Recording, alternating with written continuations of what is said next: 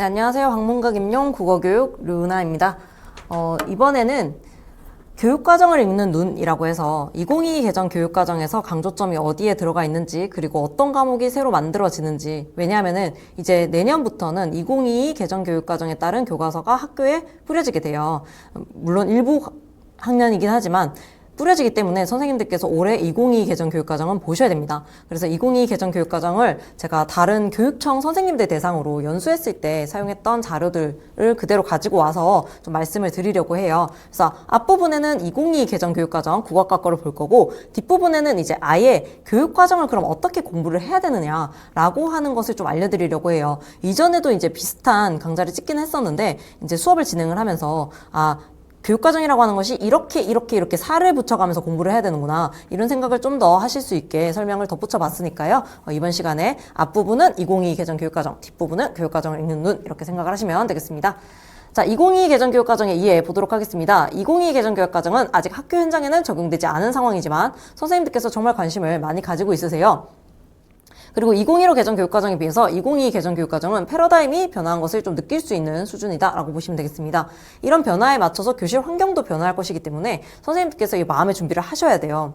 제가 딱 말씀드릴 수가 있는 게 뭐냐면은, 선생님들께서 내년에 합격하셔서 현장에 발령을 받으시죠. 현장에 가시면은 아마 2022 개정교육과정 교과서랑 그 다음에 그 1학년을 맡으시게 될 거예요. 왜냐면은 그게 새로운 교과서기 때문에 새로 수업 준비를 해야 돼서 부담이 크고, 그리고 내년 1학년부터는 정말 최소 성취 수준 보장지도 해가지고 아예 아이들이 미수가 나올 수도 있거든요. 그래서 그런 부담들이 있기 때문에 좀 기피학년이 될 수도 있습니다. 그래서 선생님들께서 이거를 좀 잘 알아두셔야 내년 준비도 할 수 있다라고 생각하시면 좋겠습니다. 자, 2022 개정 교육과정에서는 이런 역량들을 강조를 하고 있습니다. 그래서 여기 보시면은 공동체 대인관계 역량이나 의사소통 역량, 그 다음에 비판적 창의적 사고 역량, 그 다음에 자기성찰 개발 역량, 그 다음에 문화형유 역량 같은 경우에는 바뀌지 않았어요. 거의 바뀌지 않았습니다. 근데 지금 여기 보시면은 디지털 미디어 역량이라고 하는 것이 들어왔어요. 그래서 2015 개정 교육과정에서 자료 정보 활용 역량이라고 했는데, 이거를 지금 요 2015 나온 이후에 굉장히 디지털 다매체 이런 것들이 들어오게 됐죠. 학교에서도 이제 디벗이 들어오게 됐고, 그다음 뭐 챗GPT도 활용한다고 하고, 이렇기 때문에 요게 디지털 미디어 역량으로 바뀌었구나라고 하는 거 보셔야 됩니다. 그러면은 이거의 영향이 어디에 미치냐면은 교수학습 방법에 영향을 미친다라고 보시면 돼요. 이전에는 개별화 수업 이런 것들 얘기만 있었고, 디지털 부분은 매체 부분에서 조금 강조하는 수준이었다고 한다면은, 이제는 아예 더 복합 문식성 이런 쪽으로 생각을 하셔야 된다라고 생각을 하시면 되겠습니다.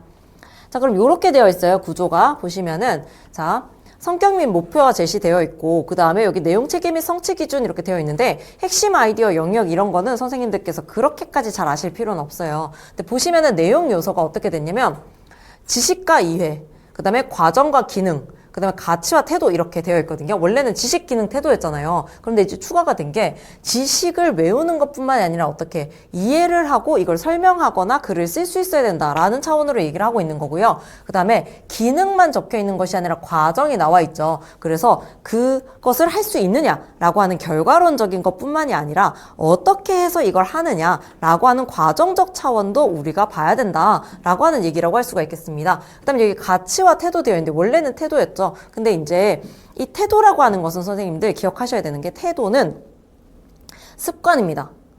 어떤 태도가 있느냐 없느냐라고 하는 것은 습관이 형성되어 있느냐 없느냐라고 하는 차원이거든요. 그런데 어떤 도덕적이거나 이런 정의적인 영역에서 태도뿐만이 아니라 뭐가 또 중요해지냐면은 가치를 아느냐 모르느냐, 이것의 중요성을 아는가 모르는가라고 하는 거, 약간 정의적 영역에서 지식적 차원인 거죠. 정의적 영역에서 지식적 차원을 아느냐 모르느냐라고 하는 게 여기에 들어갔어요. 그래서 지금 내용 요소가 지식, 이해, 과정, 기능, 가치, 태도로 나뉜다라고 하는 거, 요게 바뀌었다라고 하는 거 정도는 꼭 알아두셔야 될 것 같습니다. 자, 과목 한번 볼게요. 과목 보시면은 국어가 있고, 그 다음에 제일 큰 변화는 뭐냐면은, 다른 것도 많이 변하긴 했지만 가장 큰 변화는 뭐냐면, 지금 공통 과목에 공통국어 1, 공통국어 2가 나오게 됐다라는 거죠. 이게 왜 이렇게 쪼개지냐면은, 바로 뒤에서 설명을 볼 수가 있습니다. 공통국어 1, 공통국어 2로 쪼개지고, 일반 선택 과목도 보시면은 조금 많은 변화가 있어요. 그래서 이거에 대한 설명을 보도록 하겠습니다. 보시면 국어과 선택 중심 교육과정에서 공통 과목은 기초 소양 및 기본 학력 함양, 학문의 기본 이해 관련 과목으로, 고교 학점제 운영을 위한 학기별 이수 상황에 적합하도록 공통국어 1, 공통국어 2로 나누어 설정하였다. 즉 이걸 나눈 이유는 뭐 때문이다?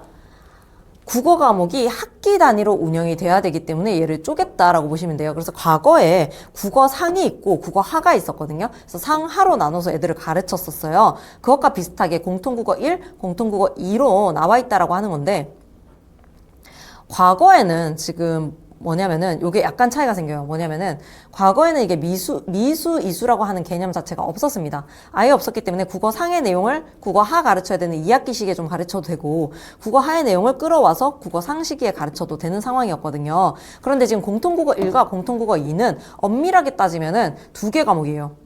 두 개 과목이 있기 때문에 이게 별개의 과목이거든요. 그러면은 공통국어 2의 내용을 1학기에 가지고 와서 가르쳤다. 그러면 이게 사실 공통국어 1에서 뭐가 빠져야 되는 상황이거든요. 그럼 공통국어 1이 자연스럽게 미수 상태가 될 수가 있는 거예요. 미수 상태가. 예를 들어서 그런 극단적인 경우는 없겠지만 어떤 학교에서 이 선생님이 공통국어 2를 1학기에 가지고 가르치고 싶다. 그다음에 공통국어 1을 2학기에 가르치고 싶다. 이렇게 생각을 만약에 하셨다고 해봐요. 그러면은 이분이 2학기에 써야 될 책을 1학기에 쓴 거잖아요. 1학기에 쓴 거기 때문에 실제로는 이게 공통국어 2를 이수했다라고 하는 차원의 얘기입니다.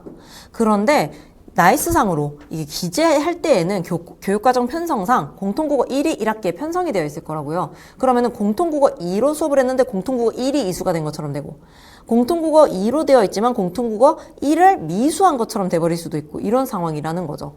그래서 요거는 사실 공통국어 1과 공통국어 2 사이에 내용이, 물론 선생님들께서 교육과정 재구성 하셔가지고 여기저기 가져다 쓰시긴 하시겠지만 원칙상으로는 두 개가 왔다 갔다 하면 안 된다라고 생각을 하시면 될 것 같아요. 그다음 선택 과목은 과목의 성격에 따라 일반 선택, 진로 선택, 융합 선택으로 나누어 학습자의 과목 선택을 안내하고자 한다. 일반 선택 과목은, 자, 일반 선택 과목입니다. 화법과 언어. 이런 뭔가 우리가 이해할 수 없는, 그 국어과들은 이해할 수 없는 약간 혼종이 나오게 됐어요. 그래서 화법과 언어. 근데 사실 뭐 저렇게 할 수도는 있어요. 아이들이 뭐 말을 할 때 언어적인 거를 뭐 고려를 해서, 뭐 담화간섭이나 이런 거 고려를 해서 바른 태도로 얘기를 해야 된다. 뭐 이런 건 할 수가 있겠죠. 어쨌든 화법과 언어라는 과목이 나왔습니다. 독서와 작문. 요거는 지금 독서와 작문은 조금 말이 돼요. 독서와 작문은 말이 되는 게, 최근에 이제 문식성이라고 하는 단어를 좀 주목을 하고 있잖아요. 문식성이라고 하는 게, 제가 이제 대학원 다닐 때 문식성 연구회라고 하는데 자주 나갔었는데, 거기 가면은 제가 궁금했던 게 뭐였냐면은 화법과 관련된 논문을 안 읽으셨어요, 거의.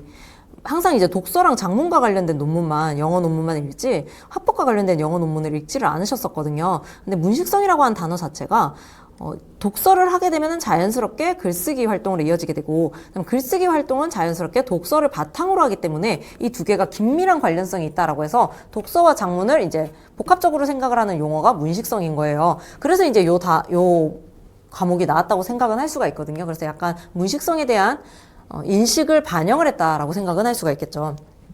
문학의 세 과목으로 공통 과목에서 학습한 기본적인 내용을 토대로 각 과목의 하위 영역에 따른 내용과 통합된 내용을 본격적으로 이해하고 탐구할 수 있도록 설정하였다.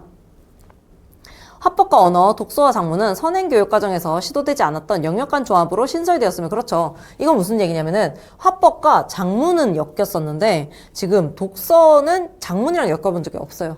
그러다 보니까 이전과 다른 조합이 나왔다. 이거는 확실한 거예요. 문학은 학습량을 고려하여 단독 과목으로 구성하였다. 진로 선택 과목은 교과서 심화학습 및 진로 관련 과목임을 고려하여 주제탐구 독서, 문학과 영상, 직무의사소통의 세 과목으로 구성하여 학습자의 진로와 연관지어 국어과의 심화된 내용을 탐구할 수 있도록 하고 진로 활동에 필요한 실제적 역량을 기르도록 하였다. 이렇게 되어 있죠. 이거 무슨 얘기냐면, 무슨 얘기인지 볼게요. 자, 주제탐구 독서는 학생들이 항상 이거 학교에서 활동을 많이 했었어요. 이거 주제탐구 독서 활동 이런 식으로 학교에서 창체 활동으로 굉장히 많이 하던 활동이거든요. 근데 그게 그렇게 좋다면 모든 학교에서 할 수 있게 이걸 과목으로 만들어보자 라는 차원으로 보이고요. 그다음 문학과 영상 같은 경우에는 이게 문학이 나중에 이제 다매체로 전환되는 경우가 많기 때문에 요거를 한번 엮어보자. 그리고 매체만 단독 단원으로 만들 수는 없지 않냐. 단독 과목을 만들 수가 없기 때문에 문학과 영상이 엮여야 될 것 같다. 이렇게 봤던 것 같아요. 그 다음에 여기 직무의사소통이 뭐랑 관련이 지어지냐면 과거에 있었던 실용국어입니다. 이게 아이들한테 실용국어라고 하다 보니까 이 과목의 인기가 상당히 많았어요. 근데 이 실용국어가 어떤 과목이냐면 특성화고 학생들을 위해서 만들어진 자기소개서 쓰기, 면접, 이력서 쓰기 이런 내용들이 들어가 있습니다. 근데 자, 실용영어, practical English잖아요. 그러면 실용영어 같은 경우에는 정말 실제적으로 대화를 하는 이런 거기 때문에 아이들에게 인기가 많을 수밖에 없죠. 근데 그것과 같은 차원으로 실용국어가 정말 실생활에서 사용이 될 것 같은 찰떡국어 같은 느낌이 든 거예요. 그래서 인문계 학생들이 이거를 선택을 막 합니다. 그래서 심지어는 심하면 막 4개 반 이렇게 나와요. 근데 원래 실용국어가 그 아이들을 대상으로 못 가르친다는 아니지만 이게 일반 인문계 학생들은 대학 진학을 목표로 하고 있다를 전제로 좀 하기 때문에 이 학생들은 실용국어를 하면은 안 되는 거예요. 기본적으로는. 그러다 보니까 직무의사소통으로 왜 바꿨느냐? 과목명만 가지고도 이게 뭘 가르치는지를 명확하게 알아서 아이들이 정말 유목적적으로 이게 필요한 애들만 선택할 수 있게 하자. 이런 차원에서 지금 저 직무의사소통이 나왔다라고 보시면 됩니다. 그래서 세 과목으로 구성하여 학습자의 진로와 연관지어 국어과에 심화된 내용을 탐구할 수 있도록 하고 진로 활동에 필요한 실제적 역량을 기르도록 하였다라고 되어 있습니다. 그래서 주제 탐구 독서가 저게 과거의 심화 국어랑 조금 비슷하게 간다라고 보시면 되는데 아쉬운 점은 뭐냐면 이 주제 탐구 독서랑 독서 토론과 글쓰기를 합쳐야 좀 심화 국어스러운 꼬라지가 나와요. 그런데 심화 국어라고 하는 과목 자체가 사라진 건 조금 안타깝다. 왜냐하면 심화 국어가 대학에 갔을 때에 할 수 있는 어떤 국어 활동들을 좀 간략하게 미리 연습을 해보는, 이게 대학에 가시면은 항상 1학년 때 교양 과목으로 뭐 대학과 글쓰기 이런 거 배우시죠. 그 내용이 고등학교 차원에서 있었던 과목이라고 볼 수가 있거든요. 그래서 그 과목이 없어진 거는 조금 아쉽다라는 생각이 듭니다. 그다음에 융합선택 과목은 미래사회에 필요한 창의적 융합적 역량 함양을 위해 설정한 과목으로 국어과 내 여러 영역의 융합과 삶과의 관련성을 고려하여 독서토론과 글쓰기, 매체 의사소통, 언어생활 탐구의 세 과목으로 구성하였다 해서 이제 융합선택 과목이라고 하는 개념이 들어온다. 그래서 이런 과목들이 있구나 하는 거 좀 살펴두시면 되겠습니다. 자, 보시면은 이렇게 성취 기준이 좀 달라져요. 보시면은 많이 줄어들었어요. 이게 공통국어에 들어가 있는 거거든요. 근데 줄어들 수밖에 없는 게 요 하나에 굉장히 많은 게 들어가 있어요. 선생님들께서 이제 성취 기준 공부를 하실 때 좀 어려울 수도 있다. 보시면은 대화의 원리를 고려하여 대화하고 자신의 듣기 말하기 과정과 공동체의 담화 관습을 성찰한다 이렇게 되어 있죠. 이거 예전에는 2개로 끊어야 되는 성취 기준이었죠. 보시면은 대화의 원리를 고려하여 대화한다. 그 다음에 자신의 듣기 말하기 과정과 공동체의 담화 관습을 성찰한다. 2개를 쪼갰어야 됐어요. 근데 이제 이거를 하나로 합쳐서 보는 거죠. 토론도 보시면은 논제의 필수 쟁점별로 논증을 구성하고 논증이 타당한지 평가하며 토론한다 이렇게 되어 있는데 이게 이런 식으로 끊어져야 조금 부담이 줄어드는 그런 성취 기준이에요. 근데 이게 조금 결합이 되고 하나로 뭉쳐진다. 이렇게 보시면 될 것 같아요. 그 다음에 표는 핵심 아이디어 이렇게 나와 있고, 그 다음에 지식 이해에 뭐가 들어가는지, 과정 기능에 뭐가 들어가는지, 그 다음 가치 태도에 뭐가 들어가는지, 이렇게 살펴볼 수가 있습니다. 마찬가지로 이제 매체 같은 경우에 이게 6번에 매체가 새로 생겼어요. 그러니까 뭐냐면 과거에 좀 있었는데, 과거에 매체가 있었는데, 이제 2015에서는 어떻게 되어 있었냐면 매체 관련된 내용이 말하기, 듣기 말하기랑 읽기랑 쓰기에 이렇게 흩뿌려져 있었죠. 흩뿌려져 있었는데 얘네가 다시 매체 독립 영역으로 들어왔습니다. 그러니까 매체에 대한 관심이 커졌다이기 때문에 올해 이제 시험도 매체 부분을 조금 더 자세히 보기는 해야겠다 이런 생각을 할 수가 있죠. 그래서 그런 차원에서 조금 봐두시면 될 것 같아요. 자, 여기 중요합니다. 볼게요. 공통국어 1, 공통국어 2를 통해 라고 나왔는데 이게 교수학습 방법 쪽이에요. 그래서 예전에는 2015 같은 경우에는 2015 같은 경우에는 성취 기준 아래에 교수학습 방법론적인 게 조금 갖다 붙어져 있었다면은 지금 2022 같은 경우에는 맨 마지막에 학습 방법을 따로 떼가지고 한 번 해보고 있어요. 그래서 요거를 잘 살펴보셔야 되겠습니다. 공통국어 1, 공통국어 2를 통해 학습자의 자기주도적인 학습이 가능하도록 학습자가 적극적으로 자신의 학습 계획을 수립하고 학습자 스스로 자신의 학습 상황을 점검 및 조정하는 개별화 수업을 할 수 있다라고 되어 있죠. 자, 보시면 개별화 수업이에요. 개별화 수업. 개별화 수업이라고 하는 것을 선생님들이 생각을 하시면은 개인화 수업이기 때문에 개인 맞춤형 수업을 잘 생각을 하십니다. 그런데 요 교육과정으로 읽어보시면은 개별화 수업이라고 하는 것은 뭐다? 자기주도적인 학습이 가능하도록 만들어주는 것이 개별화 수업이다라는 거예요. 그러니까 아이들한테 선생님이 모든 자료를 아이 맞춤형으로 만들어서 애를 질질질 끌고 가면 그거는 개별 맞춤형 수업이 될 수가 없다라는 거예요. 개별화 수업이 될 수가 없다. 결국 핵심적으로는 뭘 키워야 된다? 자기주도적인 학습이 가능하도록 짜야 된다라고 생각을 하시면 되겠어요. 개별화 수업을 활용할 때는 학습자의 준비도, 흥미, 학습 유형 등을 고려하여 학습 소재, 학습 과정, 학습 환경 등을 개별화함으로써 학습자 개개인이 최적의 학습을 진행할 수 있도록 지원하는 것에 초점을 두고 있다라고 되어 있습니다. 그래서 이런 것들을 사용을 할 수 있다. 그다음 개별화 수업을 할 때는 학습자의 준비도를 고려하여 자, 이런 것들을 고려를 하는데 준비도를 고려할 때는 무엇을 해야 되느냐라는 얘기가 되겠죠. 그래서 학습의 시작점이나 학습 속도를 계획하고 학습자의 흥미와 동기를 고려하여 선호하는 학습법을 선택하도록 하며 학습의 결과물을 산출하는 방식을 선택하도록 할 수 있다. 그래서 결과물 산출 방식조차도 선택하도록 할 수가 있다라고 되어 있습니다. 그 다음 이제 보시면은 개별화 수업의 과정에서 학습자의 개별 학습 과정이 공통국어 1, 공통국어 2에서 목표로 하는 교육 내용과 범위를 넘어서지 않도록 하고 학습자의 개별 학습 과정을 교사가 면밀하게 관찰하고 피드백하여 성장과 발달을 지원할 수 있다. 그래서 피드백을 많이 해야 된다라고 하는 내용이 나와 있습니다.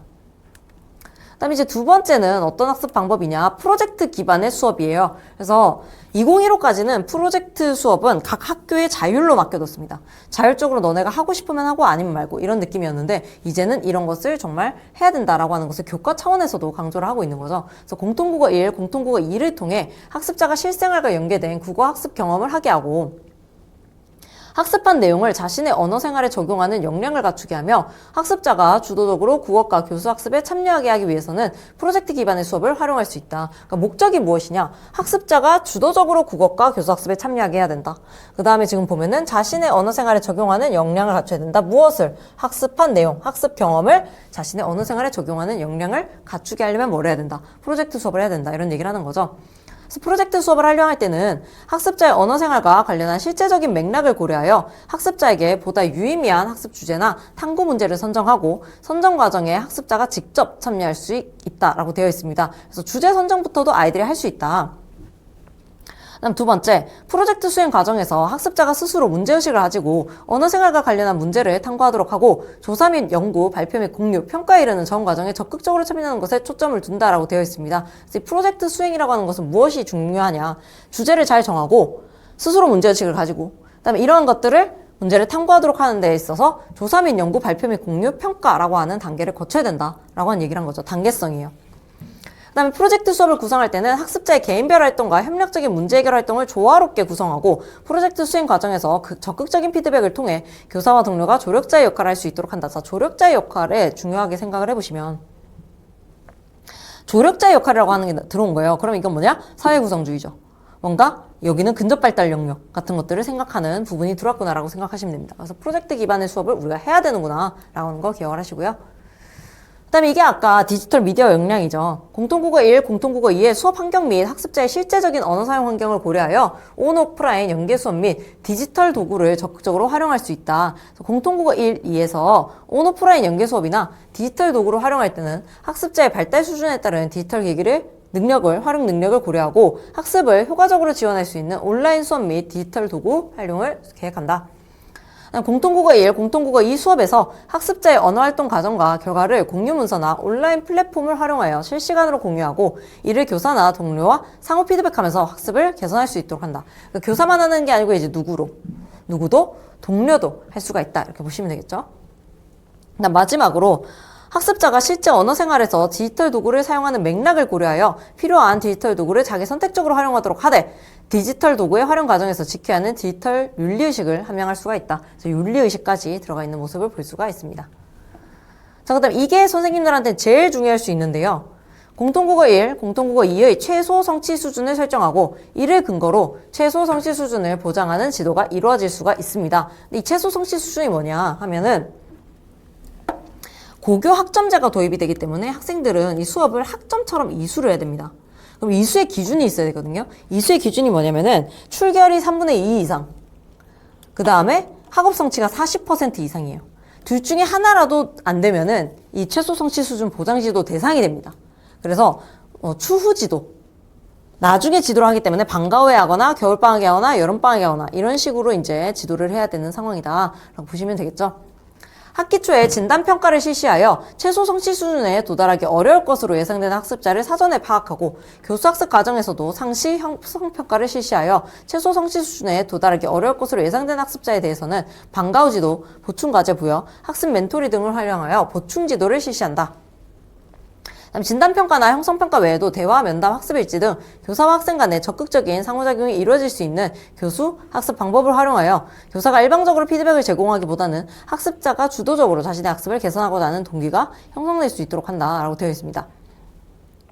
그래서 여기서 보시면은 핵심은 뭐냐면은 학습자가 자기 주도적으로 자신의 학습을 개선하고자 하는 동기가 형성이 돼야 된다라는 거죠. 그 과정에서 교사가 피드백을 해야 되는데, 확인해야 되는데 일방적으로 해서는 안 된다라는 얘기예요. 그래서 학생들 간에서도 적극적인 상호작용이 이루어질 수 있도록 해줘라 라는 얘기가 되겠죠.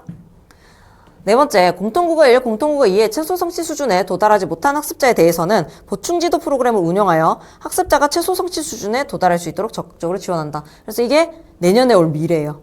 내년에는 1, 2, 3학년 모두 다 최소 성취 수준 보장 지도를 시작해야 되는 해입니다. 그래서 내년에 학교가 굉장히 어지러울 거예요.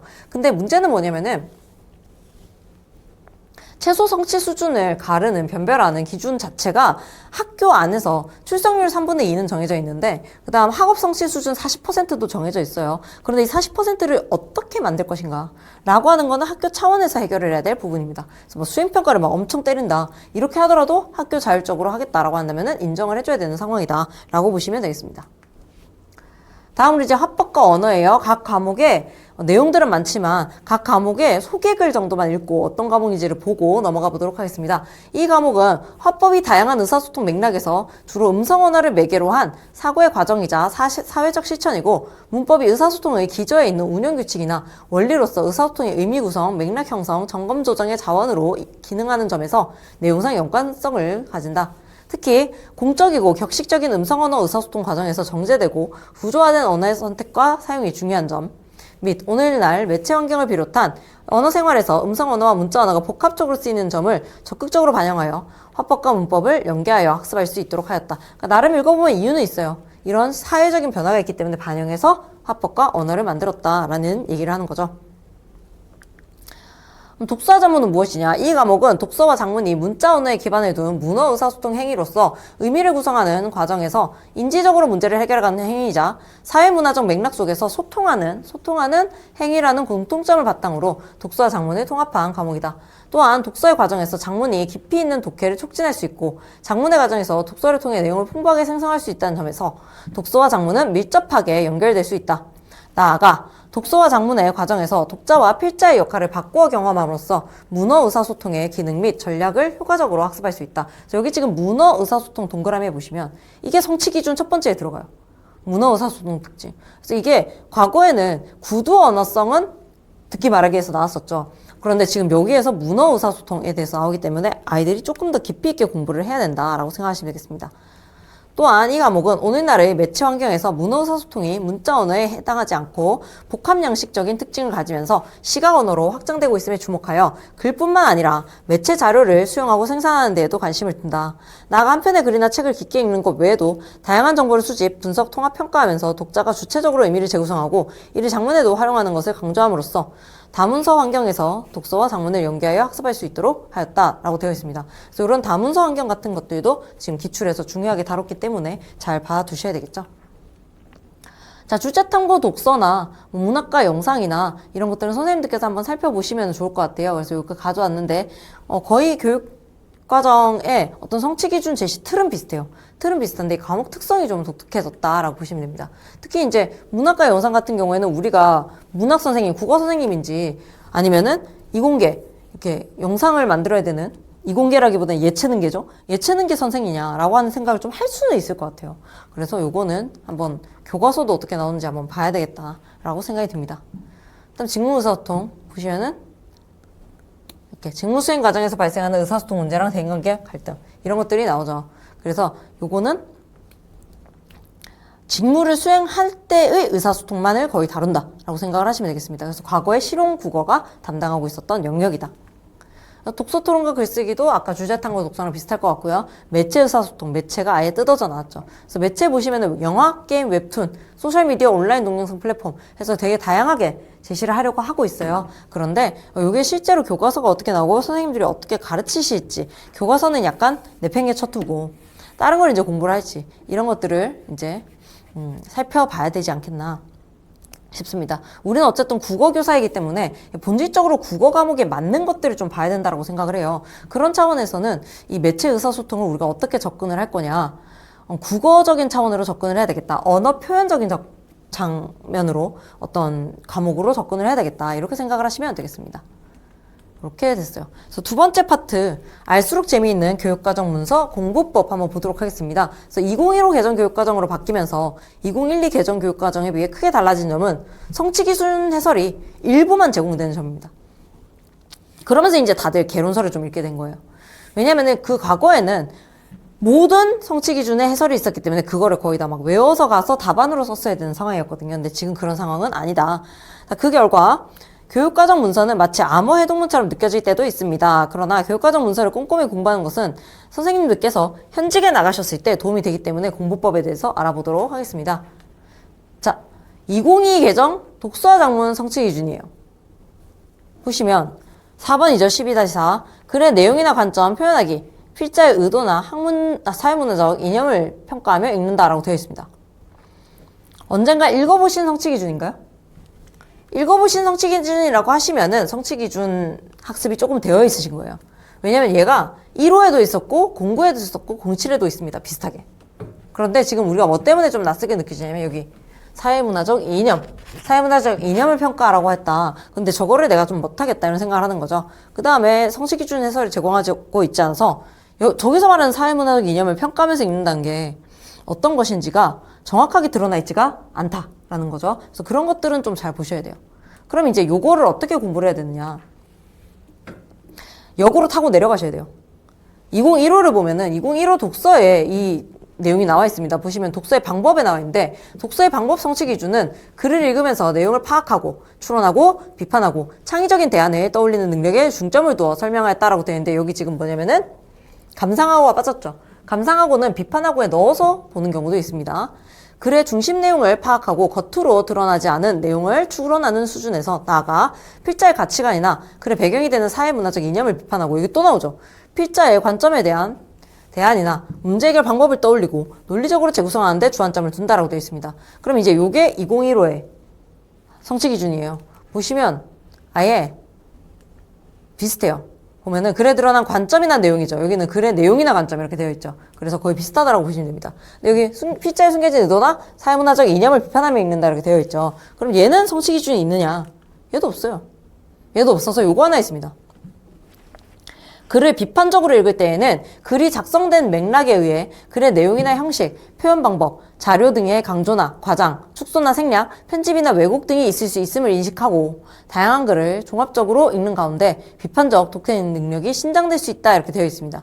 그럼 보면은 글을 비판적으로 읽을 때죠. 글을 비판적으로 읽을 때는 이렇게 해야 된다. 그런데 위에 나와 있는 저런 것들의 구체적인 내용이 뭐다? 여기 글의 내용이나 형식, 표현 방법, 자료 등의 강조나 과장, 축소나 생략, 편집이나 왜곡 등이 있을 수 있음. 이것이 뭐냐면 글에 쓰인 표현 방법이다. 이렇게 보시면 되겠습니다.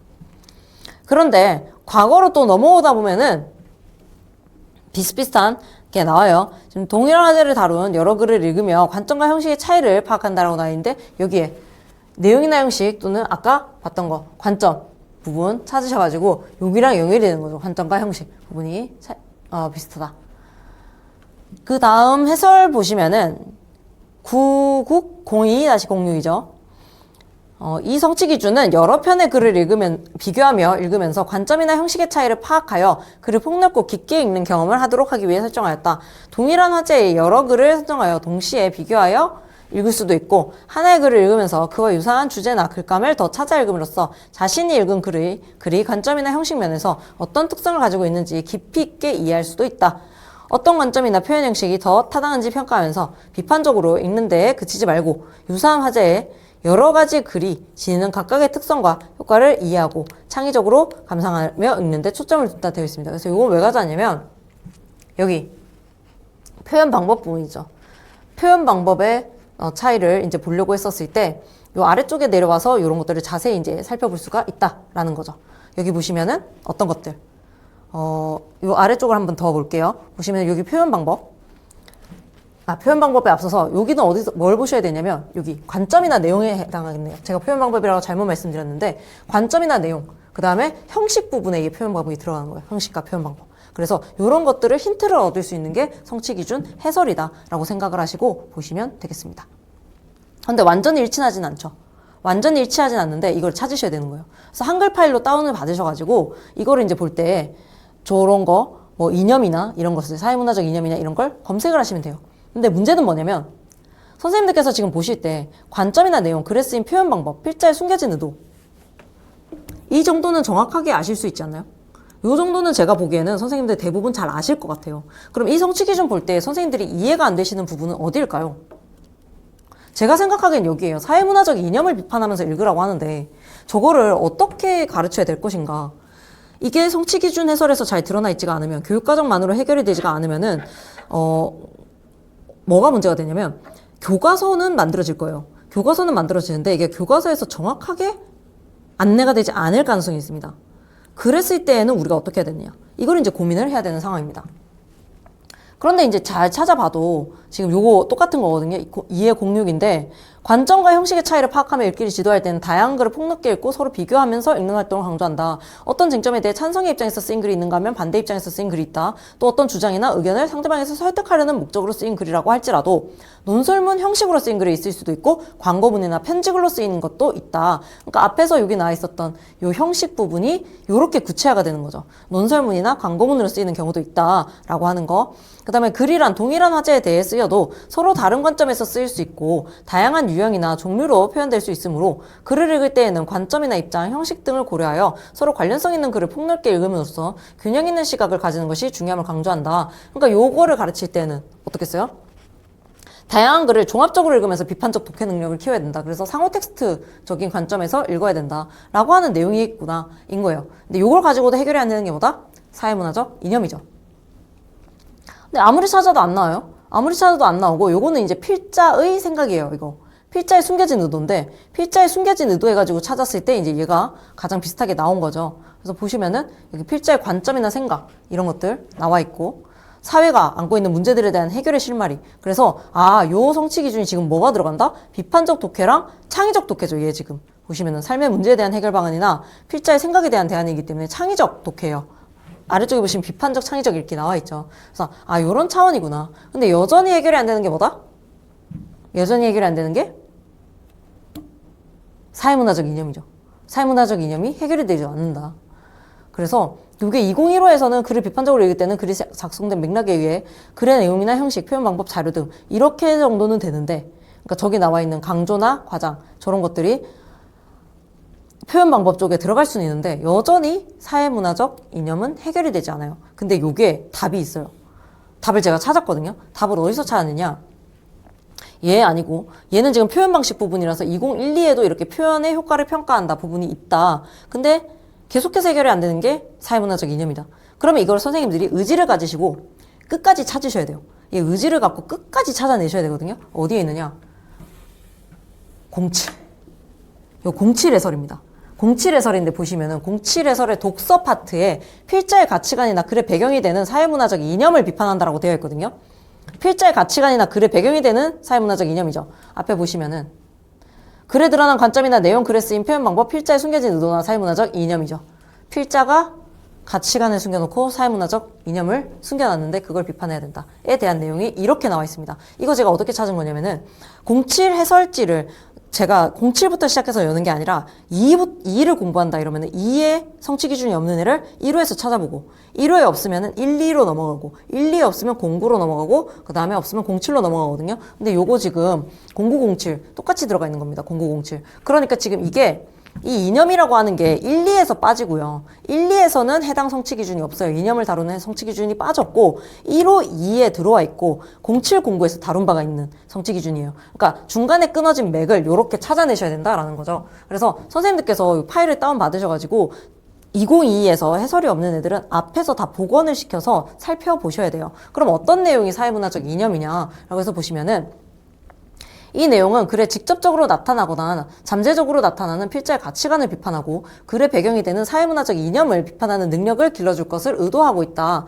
글은 필자의 생각이 반영이고 필자의 생각에는 여러 가지 가치관이 반영되어 있다. 자, 여기에 여러 가지 가치관이에요. 먼저 가치관이 나옵니다. 사회문화적 이념은 어디서 보셔야 되냐면요. 요 아래 사회문화적 이념 보이세요? 요렇게 글을 읽으셔야 돼요. 가치관이 여기서, 사회문화적 이념이 여기서. 그래서 필자의 생각에는 여러 가지 가치관이 반영되어 있다. 예를 들어 자연을 보호하자라는 라는 논설문에는 자연에 대하여 개발보다는 보존을 선호하는 필자의 가치관이 반영되어 있다. 홍길동전에는 서자인 홍길동이 적서차별을 하는 사회제도에 갈등하는 모습을 보여줌으로써 적서차별을 반대하는 필자의 가치관이 반영되어 있다. 글에 나타난 이러한 가치관은 시대를 변화시키기도 한다. 그러므로 이 내용을 지도할 때에는 글에 직접적으로 혹은 간접적으로 나타나 있는 필자의 가치관을 파악하고 그러한 가치관이 우리 사회가 보편적으로 추구해온 가치관과 합당한지를 비판하는 활동을 하도록 한다. 아, 이런 걸 가르쳐야 되는구나. 글에는 또한 글이 산출될 당시에 사회문화적 이념이 나타나 있다. 예를 들어 홍길동전에는 유교 경전을 공부하여 과거에 급제하고 관리가 되는 것을 선호하는 사회문화적 이념이 나타나 있다. 주인공 홍길동은 서자인 자신의 신분 때문에 출세하려는 희망이 좌절당하자 출가하여 당대의 사회문화적 이념에 저항하게 된다. 이 내용은 글에 나타나거나 전제된 사회문화적 이념이 인류 보편적 정서나 가치에 비추어 옳은지 그른지 판단하는 능력을 길러주기를 의도하고 있다. 자, 그러니까 비판을 할 때 자기 맘대로 평가하면 안 되는 거예요. 뭐를 기준으로? 2022가 지금 얘가 생략이 돼 있는 거죠. 뭐 어디에 비추었을 때. 사회문화적 이념이 인류 보편적 정서나 가치에 비추어서 옳은지를 평가를 해라. 인 거죠.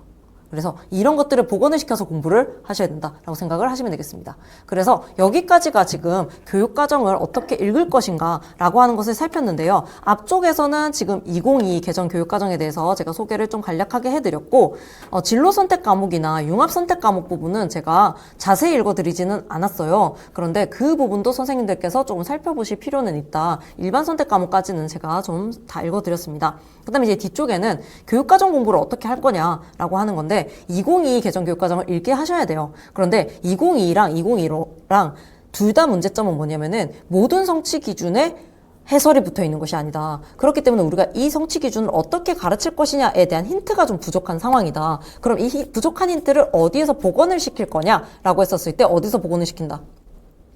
과거에 있었던 1, 2, 09, 07까지 내려가면서 보시다 보면은 이게 걸리는 지점들이 있어요. 그럼 걔네를 종합을 해서 이 성취 기준을 이해를 해야 되겠다. 이렇게 교육과정 공부를 하셔야 된다라는 겁니다. 그래서 제가 이전에 교육과정을 왜 공부를 해야 되느냐라고 하는 것은 따로 특강을 찍은 적이 있어요. 이미 1, 2월 강좌 들어가기 전에 공개가 됐었던 강의가 있었는데 거기에서 이제 무슨 얘기를 했었냐면은 국어교육론 같은 경우에는 따로 답안을 선생님들께서 창작을 하지 마시고 교육과정에 나와 있는 용어로 쓰시는 것이 적합하다라고 말씀을 드렸어요. 근데 교육과정에 나와 있는 용어로 쓰시려고 한다면은 교육과정을 거의 외우고 있는 상태여야 된다라고 생각을 하셔야 됩니다. 그런 차원에서 공부를 해야 되기 때문에 오늘 본 것까지 종합을 해서 교육과정 이렇게 공부를 하겠다.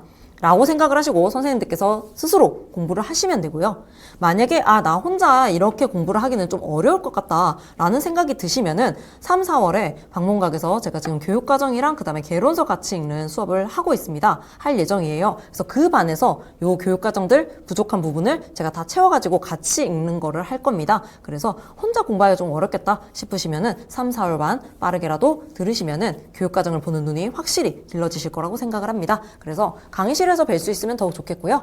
만약에 강의실에서 뵐 수 없다 하더라도 오늘 이제 학습 방법 그리고 멘탈 관리 방법까지도 다 강좌 찍었기 때문에 이것들 참고로 하셔서 정말 건강하게 선생님들 수험생활 마무리하시기 바랍니다. 이상 방문각 국어임용 류나였습니다.